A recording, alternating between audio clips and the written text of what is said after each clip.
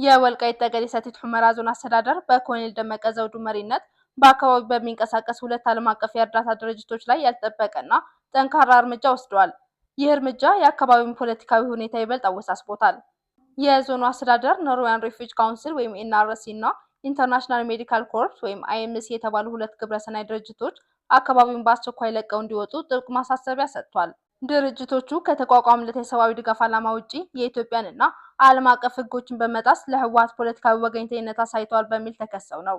እርምጃው ከመወሰዱ በፊት ድርጅቶቹ ከህገወጥ ተግባራቸው እንዲታቀቡ ተደጋጋሚ ማስጠንቀቂያ ተሰጥቷቸው እንደነበር አስተዳደሩ ገልጿል።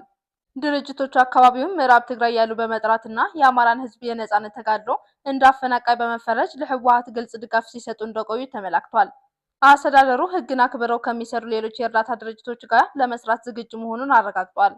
ይህ እርምጃ በአካባቢው ያለውን የሰብአዊ ድጋፍ አቅርቦትና የፖለቲካ ውጥረት እንዴት ይነካው ይሆን? ሙሉ ዝርዝሩን በተከታዩ ሊንክ ይመልከቱ። ጥልቅ ትንታኔ ለማግኘትና በየቀኑ የሚወጡ አዳዲስ መረጃዎችን ለመከታተል የዩቲዩብ ቻናላችንን ሰብስክራይብ በማድረግ ቤተሰብ ይሁኑ።